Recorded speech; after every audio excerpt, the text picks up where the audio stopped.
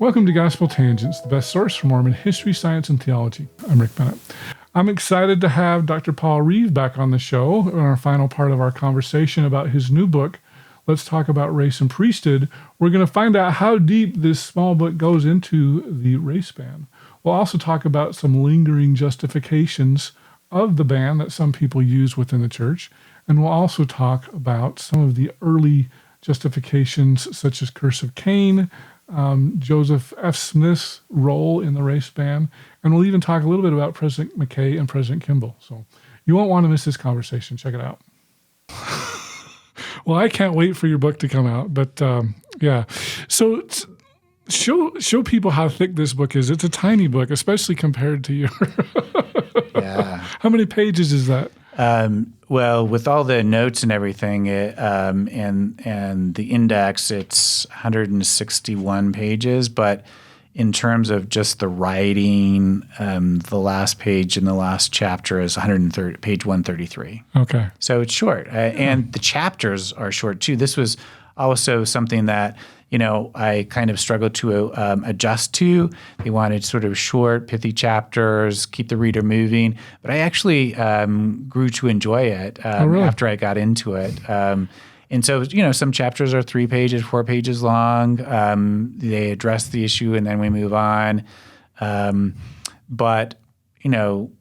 You could probably read that in about an hour, I'll bet, or 2 hours maybe. A couple of hours. I mean, people have sat down and just read it. I mean, I'm getting texts from people, hey, I just bought this and read it in, a couple of hours. I think, so Desert Book does have the audio version available, and I think it says it's like a 4-hour thing if you listen to it on full speed, you can ramp it up to double speed and be done in a couple of hours. Are you the narrator or did they get somebody else? I'm not. No, they got someone else. Yeah. So, how much history can you put in just a 130-page book? Well, because I have a feeling your Religion of a Different Color is much more in-depth, much more detailed than this. Is that it true? Absolutely is. Yeah, of course. So you get much more in-depth. I go into outside public perception of who Latter-day Saints were in Religion of a Different Color. And there is one short chapter on that in this book, but it's largely the inside story. Religion of a Different Color tries to, demonstrate the way that outsiders perceived Latter-day Saints racially in the 19th century as not white enough. And you don't get the full extent of that in this. This is largely the inside story of moving away from their own Black Latter-day Saint converts towards whiteness, and sort of the way that the racial restrictions take on a life of their own across the course of the 19th century. So, yeah, I have to be really kind of selective in the examples that I choose. And Deseret Books, basically said, the manuscript that I turned in, they said you got to cut 10,000 words, right, to fit their format. How many words is that? Do you know? I can't remember what it finally came in at, but I had to cut 10,000 from what I originally submitted, and I said, you're already asking me to submit something that's so short, and then you're asking me to cut 10,000. Really, what they said was, cut out the multiple examples in each chapter. So, just pick an example. Pick an example that illustrates the bigger point. And, I struggled with that at first, but I actually like how it turned out because it gives you an example to sink your teeth into, and it illustrates the bigger point of the chapter. And some chapters do include, more than one Black Latter-day Saint story. But that's the other thing that I try to do in this book is draw upon Century of Black Mormons. So the racial story, even in Religion of a Different Color, is largely told from the perspective of the white leaders who are making these racial decisions. And most of the way that the story has been told has just been, when did the racial restrictions come into place? How do they develop over time? And that's true in Religion of a Different Color. But what I try to do here is to demonstrate how those policies actually impacted Black Latter-day Saints in the pews. Which is a story not told near enough. Exactly. And Century of Black Mormons made that possible so that I could draw upon biographies from the database and demonstrate, hey, here's how this policy that's being implemented actually impacted Black Latter-day Saints.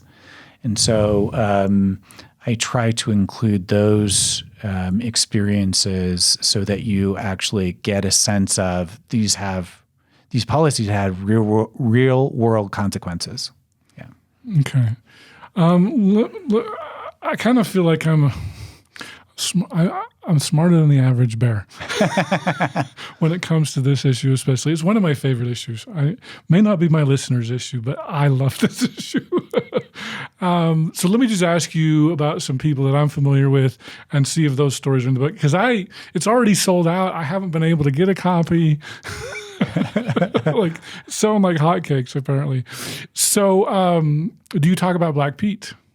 I mentioned him as the first Black Latter-day Saint. Yes. Elijah Abel? Yes. Warren McKay? Yes. Oh, you do? Yeah. Because he's kind of he's the problem. Between him and the Enoch Lewis's mixed-race child, I believe that was really what caused Brigham Young to reconsider. I think you're right. You're right. And so deal with both of those experiences here as sort of pivotal in turning Brigham Young's perspective.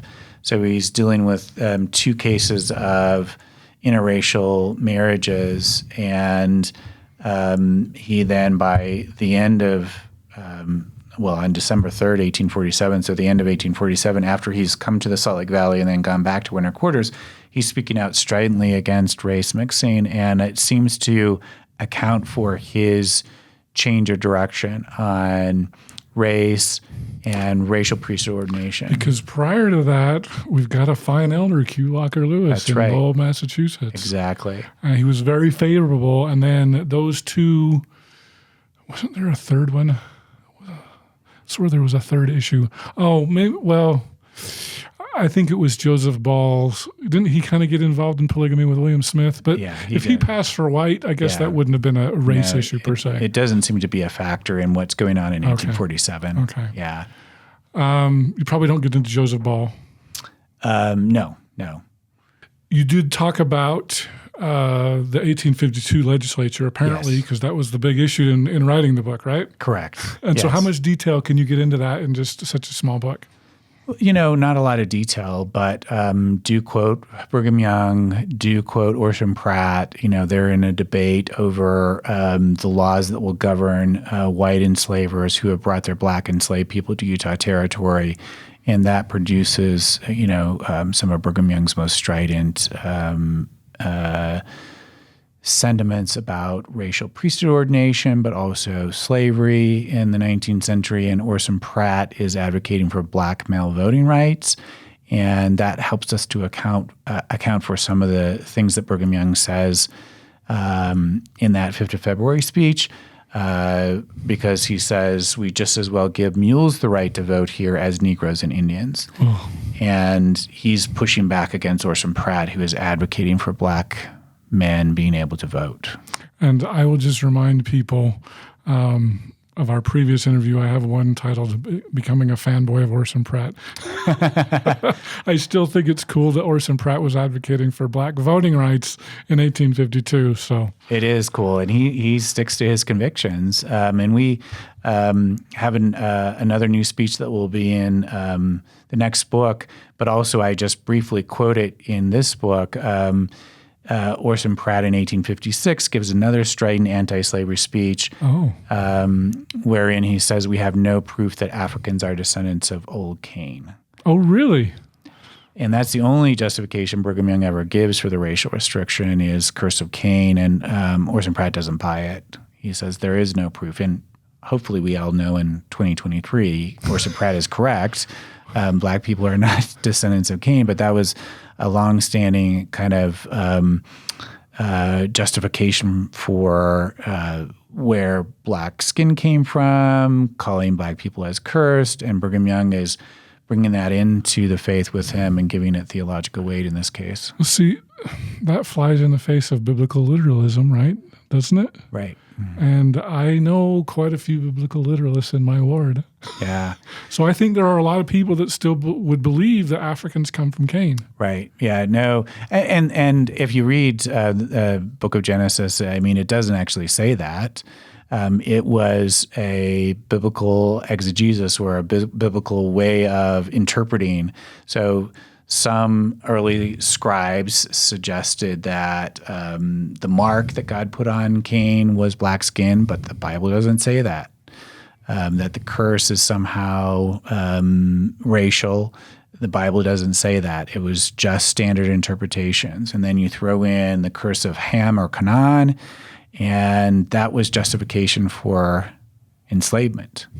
And they said, well, the Bible supports slavery. The Israelites were slaves for a long time. Right. So they're using those standard justifications to, in Brigham Young's case, then suggest that there is a racial priesthood curse.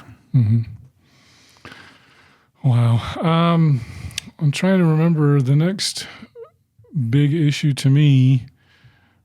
Is there anything between, say, 1852 and, well, you probably have the death of Elijah Abel. That was probably a big deal, right? Do you talk about that in there? Yeah, I do. Yeah. Okay. So just tracing how the racial restrictions develop over time, and Elijah Abel's application in 1879 to be sealed to his wife and to receive his endowment. So just the indication that as late as 1879, the racial restrictions are not firmly or unambiguously in place, because John Taylor doesn't know what to do with a black priesthood holder who received his washing and anointing rituals in Kirtland, wasn't in Nauvoo when the endowment was introduced, now is in Utah. His wife has passed away. He wants to be sealed to her and have his endowment, receive the rest of his temple rituals. And who you told me earlier, who was 1871 that received the priesthood? His son. Moroni. Moroni was on his deathbed. Correct. But for Elijah Abel, right? Like, well, you gave it to my son. Who knows what he even understands about the racial restrictions, right? Because, his son has received ordination. He's ordained. He maintains this whole time that Joseph Smith sanctioned his priesthood. And so his application in 1879 produces an investigation, and Joseph F. Smith is sent to interview him and comes back and reports that, hey, he's got his certificate dates. He knows who gave him his washing and anointing rituals in Kirtland. He's got all the information. He claims that Joseph Smith promised him, that his priesthood would give him the blessings of the gospel, and reports all of this, and John Taylor allows his priesthood to stand, but doesn't allow him temple admission, and basically says, well, maybe it's like some of the things done in the early days of the church. And we didn't know what was going on. We didn't know what was going on, and then we sort of developed more refined understanding. So in his estimation, Brigham Young was correct, and Joseph Smith was the one that made the mistake in ordaining black men to the priesthood, and Brigham Young is correct in terms of restricting them from their priesthood. That's what John Taylor said. Well, that's really what he's saying, right? Okay. He's saying in the early days of the church, maybe we did things wrong, and then we had greater understanding. So the greater understanding is Brigham Young is the restriction, instead of suggesting that Brigham Young got it wrong and Joseph Smith got it right. Well, John Taylor said some pretty terrible things about blacks, right? He did. How much do you cover that in there? Yeah, it's not in here. It's in Religion of a Different Color. But John Taylor says they're descendants of Satan, and so he has his own kind of understanding as well. But he prevents Elijah Abel from receiving his temple admission. But in 1883, Elijah Abel goes on a third mission for the church, and Joseph F. Smith sets him apart, sends him to Ohio. He's 75 years old. He returns the following year and dies within 2 weeks as a faithful black priesthood holder. Mm-hmm. You probably talk about Jane James' attempt to get her temple blessings. I do, yeah. Can you share that really briefly? Yeah, I mean, she's just appealing for her temple admission. That was due to Elijah's death, right? 1884, she picks up where Elijah Abel leaves off, basically, and she doesn't relent until she passes away in 1908. Is repeatedly told no. She is given limited use recommends for the Salt Lake Temple, for the Logan Temple to perform baptisms for the dead. She had also participated in baptisms for the dead in the Endowment House in 1875, along with several other Black Latter-day Saints, but denied the crowning temple rituals. So they could get in the basement of the temple, but that was it, basically. That's it, yeah. That's terrible to say, but... Well, and Jane and her brother Isaac, he joins her in Salt Lake and is rebaptized into the Church of Jesus Christ of Latter-day Saints in 1893, and they then are seen as prominent pioneer couples, and they're given cushioned seats in the tabernacle, so prominent seats in the tabernacle, but barred from the temple. Mm-hmm. Wow, it's crazy. I'm trying to think, is there anything else big? I guess Jane Manning's death is in 1908. To me, the next big step in the priesthood battle is President McKay. Is there anything in between Jane and President McKay? Yeah, I mean, I make the case that Joseph S. Smith is really the one responsible for solidifying the restrictions in place because in 1908, he basically argues that Elijah Abel's priesthood was declared null and void by Joseph Smith himself. And so, which wasn't true. It's not true, no. But he makes that claim, and so that becomes the new memory in the 20th century. The restrictions were always in place. God put them in place. They were there from the beginning. Man can't do anything about it. It all goes back to Joseph. It goes back to Joseph. It's even traces through the foggy mists of time into the eternities, right? And that becomes the memory for the 20th century. And the leadership believes that. And it becomes entrenched. And so that helps us to account for why it takes so long to unravel. Okay. So the next big thing is probably when President McKay becomes a church president and there's an issue in South Africa. Is that in the book? I don't deal with his trip to South Africa, but I do talk about the lack of consensus in the McKay period, where you have people like Hugh B. Brown advocating for change and people like Harold B. Lee entrenching around the restrictions. So this is more the 1960s? Yeah. Okay. Yeah. So, once again, it's broad brushstrokes. Right. And, because you can't get fine detail in 130 pages. You can't. So, I try to give life to the story, but also not the fine detail. And Matt Harris, I think, will fill us in on all of the detail in his volume. Can't wait for that book. Yeah, that's coming out. So, it really articulates the McKay administration as sort of a lack of consensus, with some people advocating for change and other people retrenching behind the racial restrictions. Talk about Bruce R. McConkie and Mormon Doctrine, Marky Peterson's talk in the wake of Brown versus Board of Education at BYU, sort of some in the leadership entrenching around segregation. And so it helps us to understand how it gets perpetuated forward.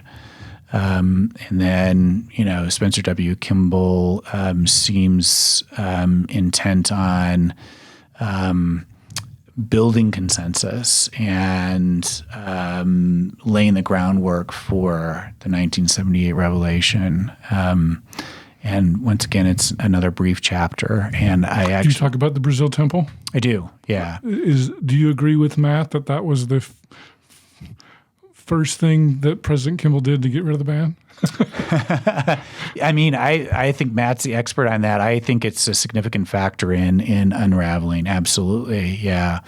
And I'll leave it to Matt to kind of give us the full details on that. Once again, it's short here, but actually, quote, I think it's Marion G. Romney who says, look, the temple in Brazil was a significant factor here, trying to figure out racial identity in a mixed racial country is next to impossible, and we're building a temple there, and he articulates that. And so I quote him briefly. And he's not one we usually associate with racial progress or something.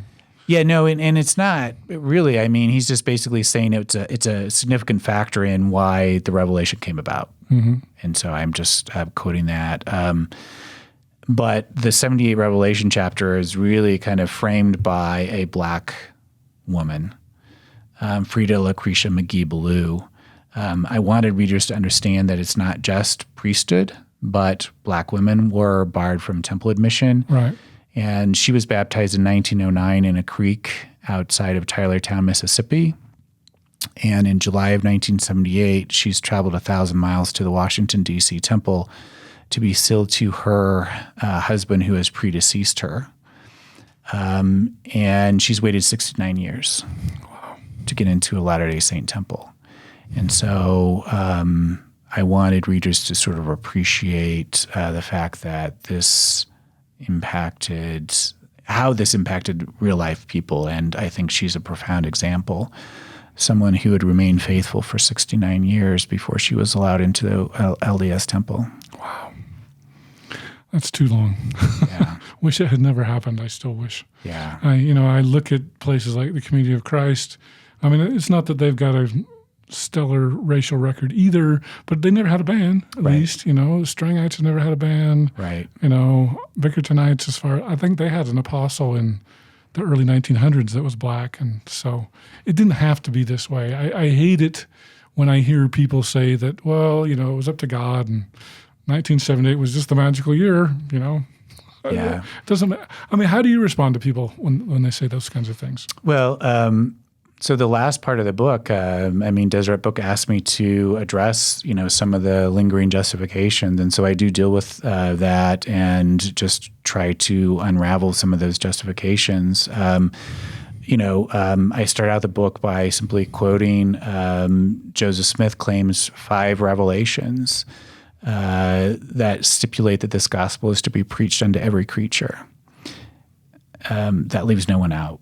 Right. There's no... Like the divine timeline is every creature, and he's receiving those revelations as early as 1831, and they keep getting repeated. This gospel is to be preached unto every creature.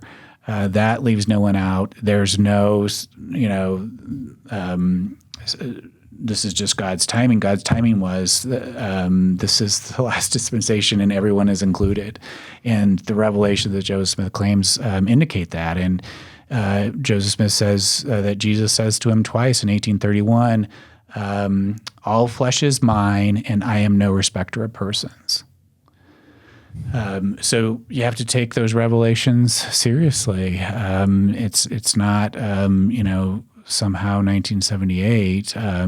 I see, and the case that I make in the book is 1978 returns the church to its universal roots. It's a restoration. It's a restoration. Yeah, it is back to the original universalism. So the structure of the book is just structured in 3 phases. Open priesthood in temples, segregated priesthood in temples, and then a return in 1978 to the original universalism. And that's the exact structure. And so if readers take nothing else away, I hope that they appreciate the evidence that the racial restrictions were not in place from the beginning. And the evidence is included, and the structure of the book is structured that way to illustrate that. Yeah.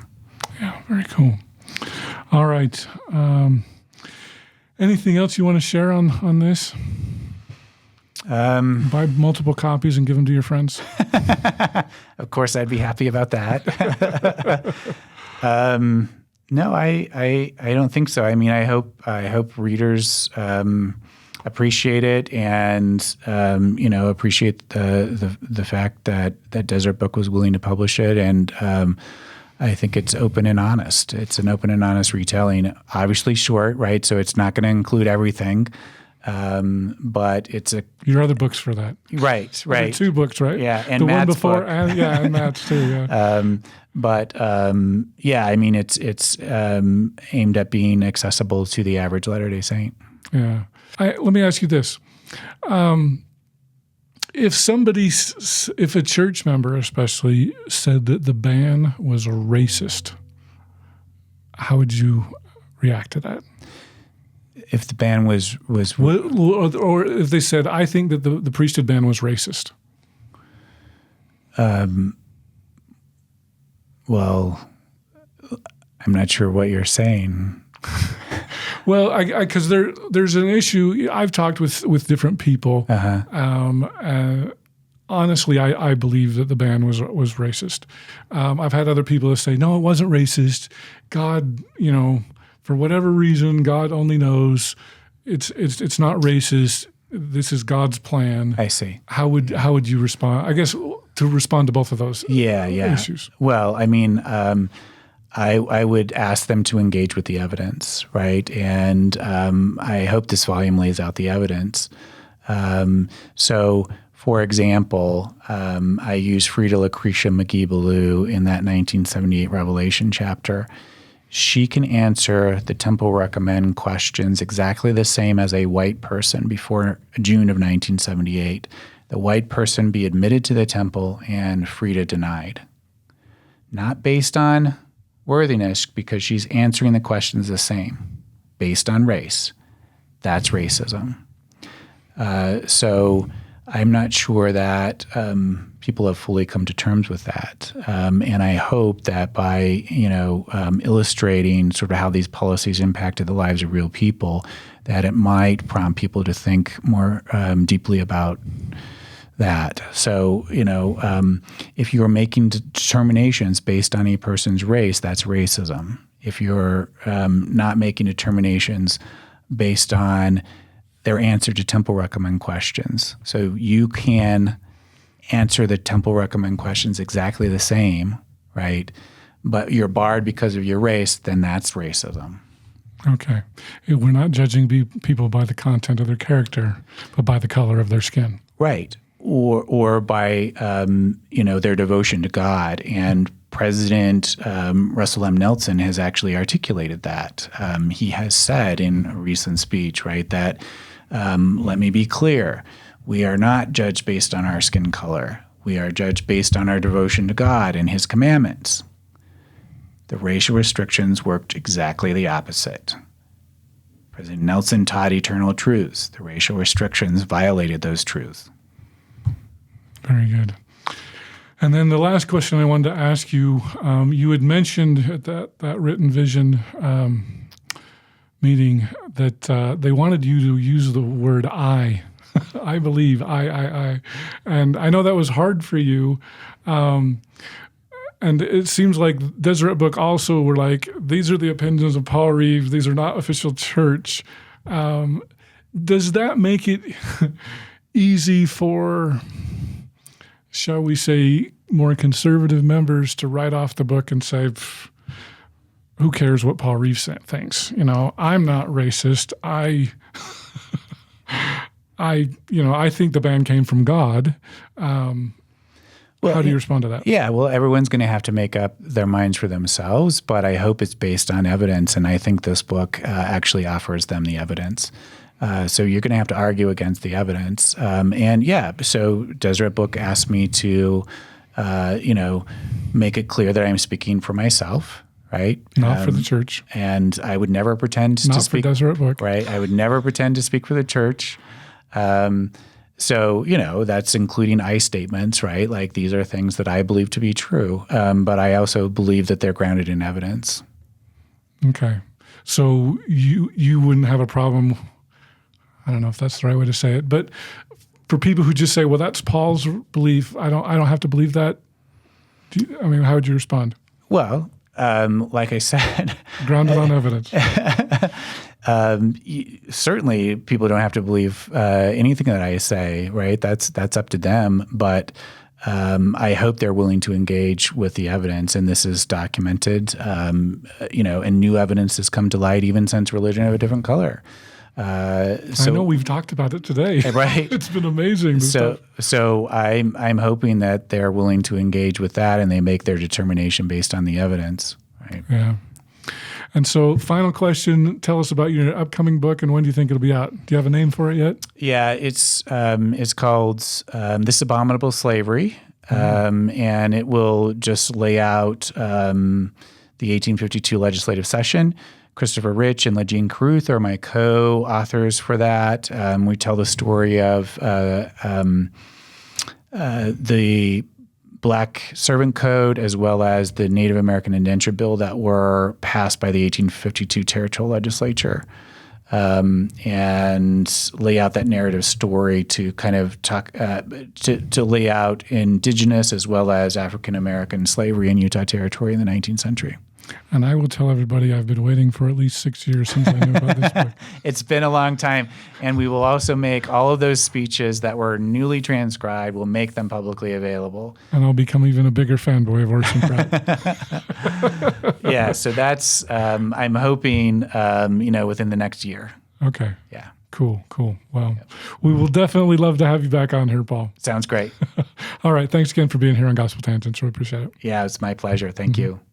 I hope you enjoyed our conversation with Dr. Paul Reeve from the University of Utah and author of Let's Talk About Race and Priesthood. So, Paul, thank you so much for sitting down with me. Can't wait till your next book comes out. We got to do these interviews more than every other 6 years, so let's get together for that. In our next conversation, I'm going to introduce a little tour of Independence, and we're going to meet a famous governor's residence. I confess that it made me happy to know that the Boggs home was torn down. It's just kind of an empty field or empty hill here now. But so we're looking, you can see there where the plaque is, but that's what they think it looked like. Of course, Governor Boggs issued the 1838 extermination order. And I didn't realize, of course, when he was governor, how deep his roots were to independence. And so, and this is also the house where Porter Rockwell was accused of the assassination attempt of Governor Boggs. Thanks for listening to Gospel Tangents. If you'd like to support me, please subscribe at gospeltangents.com or on patreon.com/gospeltangents, or you can watch entire videos at youtube.com/gospeltangents. I really can't do this without your support. I'd love to do it full time, and I need a lot more people that are willing to help me out. So I'd really appreciate that. So thanks again for listening, and don't forget to check out some of our other videos.